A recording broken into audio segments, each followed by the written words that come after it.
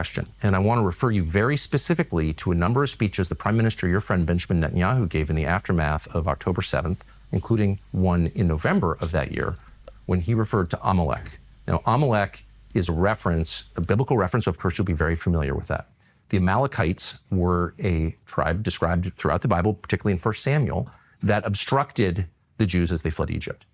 And God tells Samuel to give the instructions to Saul to kill the Amalekites. And he says, and I'm sure you remember this is in 1 Samuel 15, of course, I know you know it. He says, kill the men, kill the women, kill the children, kill the infants, kill the donkeys, kill the camels, kill everything. And Saul spares the king and he spares the animals. And for that, he is punished by God.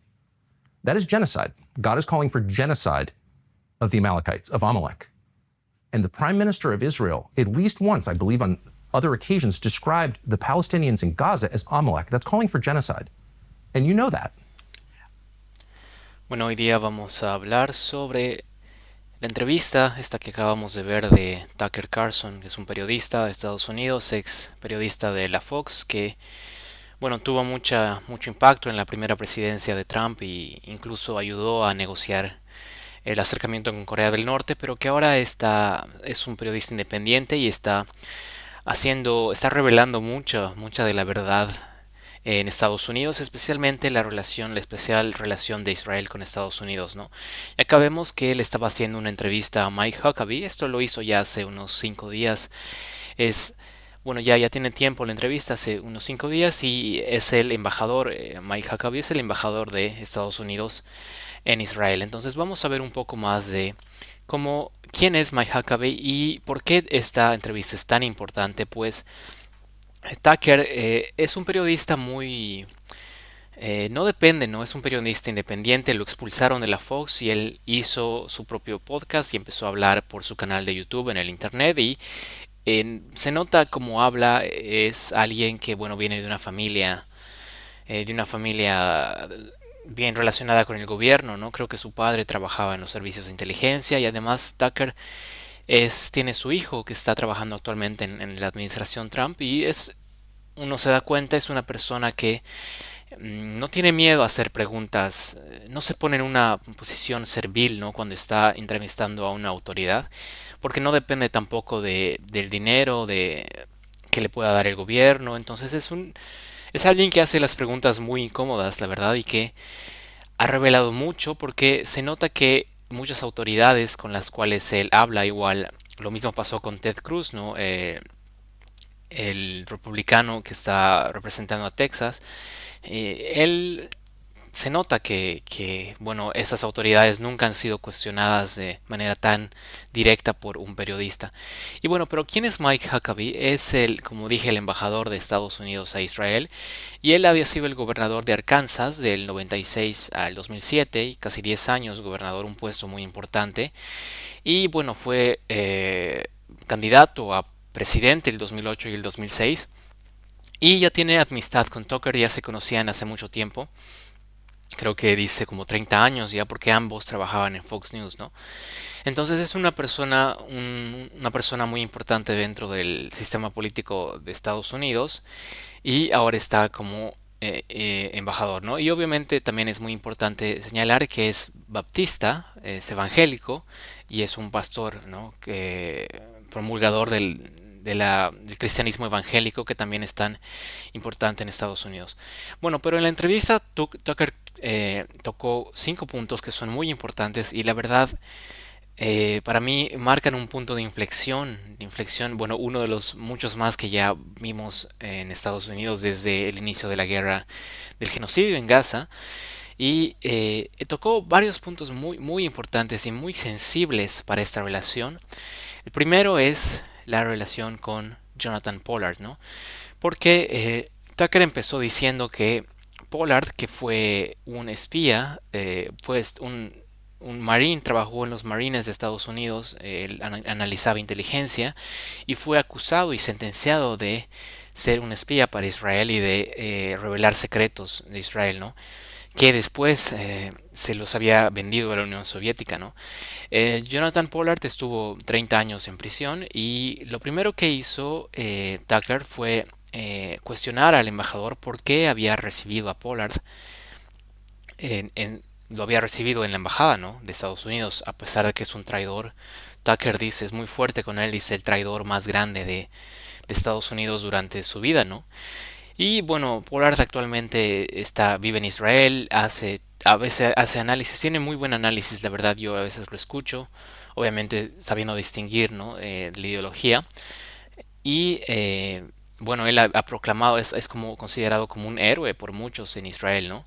Y aquí obviamente estamos tocando el punto clave de la doble lealtad, que, bueno, según la definición, la actual definición, la que se está enforzando por ley en varios estados como en Florida, la definición de antisemitismo de del memorial del Holocausto, uno se acusa a alguien de ser de tener doble lealtad, por ejemplo, a un estadounidense como Pollard, que su lealtad no es clara, ¿no? Favorece, a pesar de ser estadounidense, favorece más a Israel. Eso es considerado ser antisemita, ¿no? Y ese es un punto clave. Y bueno, Mike Huckabee también él había eh, mucho más antes, varios años antes de ser el embajador de Estados Unidos en Israel, él había hecho lobby para que Pollard sea liberado, ¿no? Bueno, al final Pollard estuvo 30 años, creo, más o menos en prisión y fue liberado y, como digo, ahora está en Israel y bueno, él está para la guerra con Irán, ¿no? Yo me acuerdo que él llamaba por una guerra de pulso, que Israel tenía que hacer un pulso electromagnético en los cielos de Irán para que obviamente todos los dispositivos electrónicos dejen de funcionar y obviamente así se haga mucho más fácil la guerra, ¿no? Ese fue un tema muy, muy importante. Un segundo tema fue que Tucker restregó en su cara al embajador sobre cómo hay muchos estadounidenses que también tienen la nacionalidad israelita que son acusados de abusar de niños y escapan a Israel. Esto puede sonar un poco obviamente controversial, pero es algo ya conocido desde hace varios años, ¿no? Hay la idea de que Israel sirve como un lugar seguro para muchos estadounidenses que quieren escapar de abusos y acusaciones de pedofilia, ¿no? Y se escapan a Israel. Y Tucker le comentó específicamente el caso de una persona que no hace mucho estaba en esto y bueno, obviamente igual un tema muy, muy sensible. Y tengan en cuenta que esa entrevista fue gigante, ¿no? La vieron como 3 millones de personas y actualmente ya está causando una crisis diplomática, ¿no? Entre Israel y varios otros países, por lo que vamos a ver ahora. Un tercer punto que mencionó Tucker fue la clara relación entre Epstein e Israel, ¿no? Porque en un evento Tucker había dicho que es evidencia clara que Epstein trabajaba para el Mossad, ¿no? Igual esto le cuestiona al embajador, a Mike Huckabee, y él, bueno, no sabe cómo responder, trata de evadir, dice que no hay evidencia y bueno, Mike Huckabee sabe hablar muy bien porque hablar en el sentido sabe manejar mucho estas preguntas duras, ¿no? Porque él obviamente trabajó en la televisión muchos años en Fox y cuando responde cuestiones como estas, él lo sabe hacer de manera tranquila pero a pesar de eso la entrevista fue catastrófica, la verdad. Otro punto, el cuarto punto, fue el tratamiento de los cristianos que reciben en Israel, ¿no?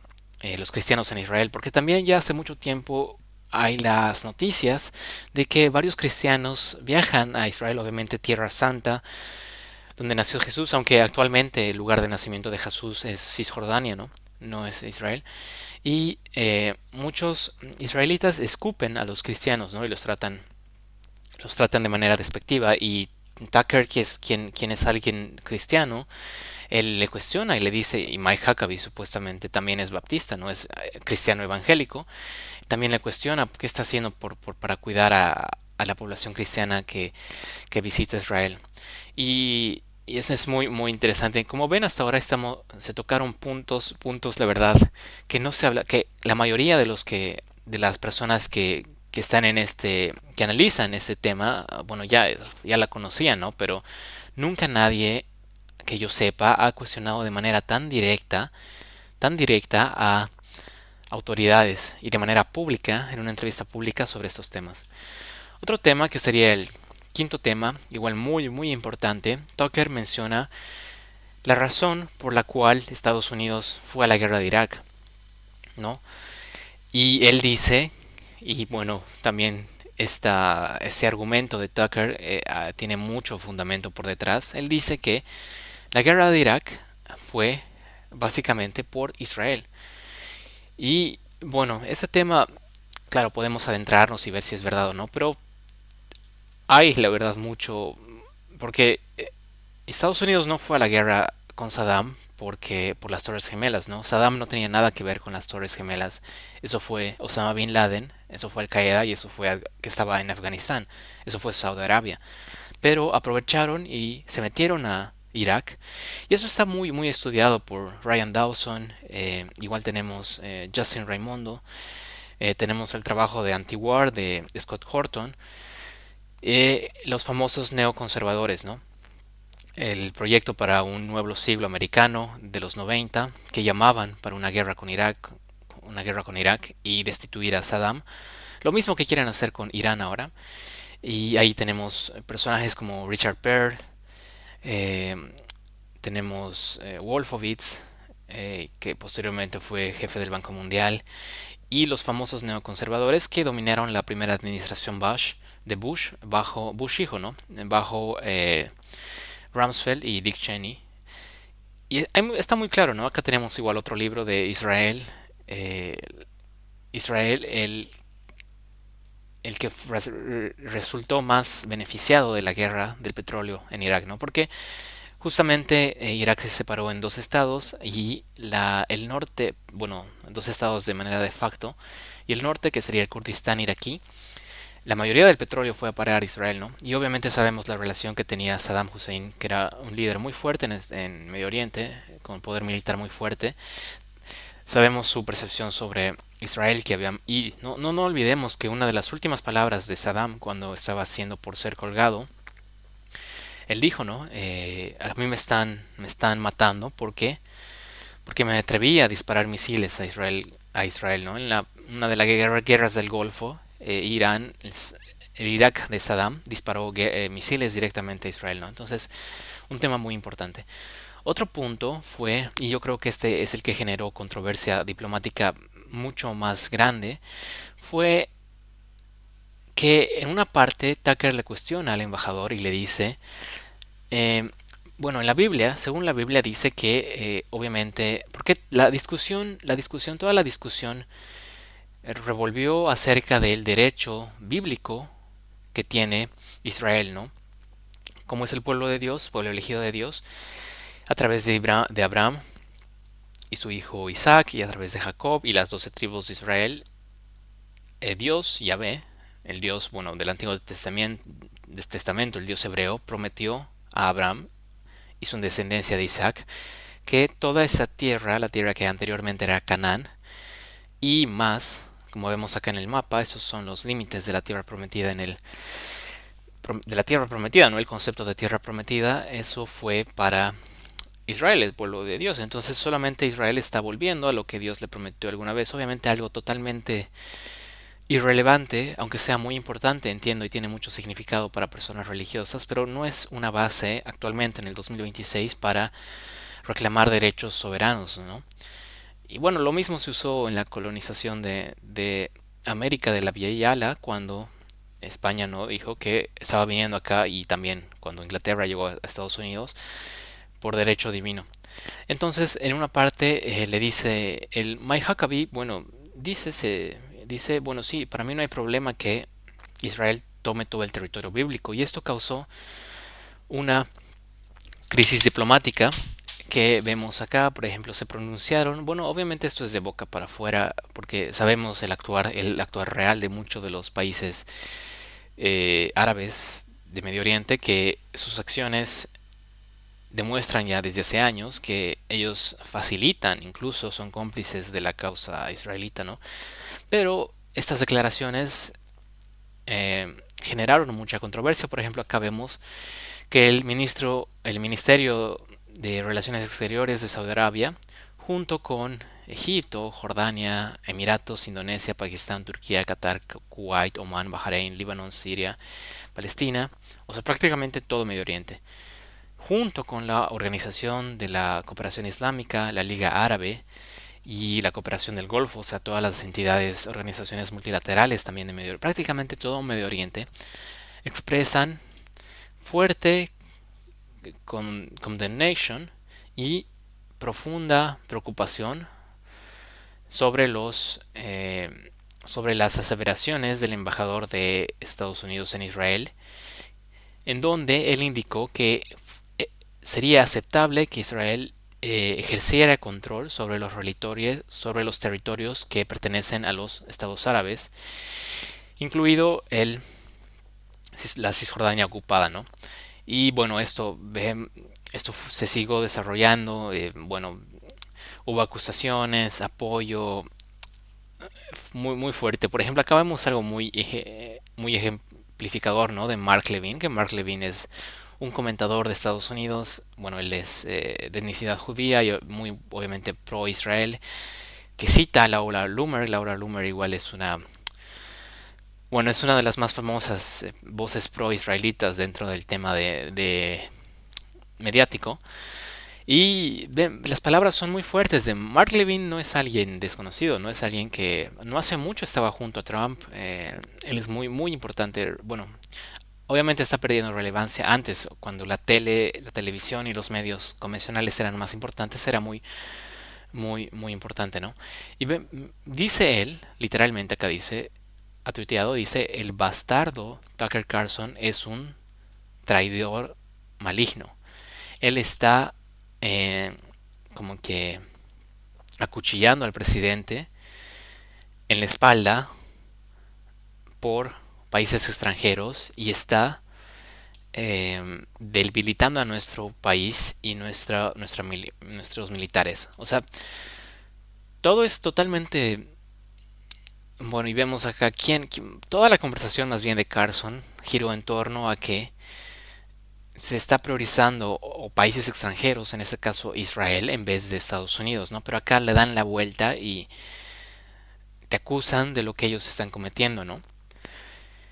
Y bueno, hubo igual más repercusiones y esto para mí, y aquí cierro, la conclusión más importante es que ya la fractura entre en el público, en la mayoría del público de Estados Unidos, en la población de Estados Unidos, en su percepción sobre Israel y eso de que ya muchos desde afuera ya para nosotros era mucho más claro de que Israel tiene una influencia desproporcionada y a veces que sobrepone sus intereses, sacrifica los intereses de Estados Unidos para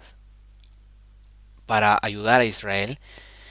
Eso está siendo cada vez más reconocido dentro del público estadounidense y está creando una fractura muy fuerte, especialmente en el sector cristiano, porque si Estados Unidos pierde, los cristianos evangélicos pierden ese apoyo a Israel, es algo muy fuerte, ¿no? Y obviamente acá ni siquiera hemos tocado el tema, bueno, hemos tocado el tema de Epstein, ¿no? Pero el tema de Epstein, igual su relación con Israel es otro tema muy aparte, ¿no? Entonces, y tenemos a Trump, ¿no? Que eso deslegitimiza todavía cada vez más y más la relación con Trump, el apoyo que tiene Trump y pone ya desde hace varios años el prestigio, la reputación de Israel en nivel internacional está por los suelos, ¿no? Es como dice Simon Dixon, el economista, bueno, un analista económico, eh, él dice Israel es un activo tóxico, ¿no?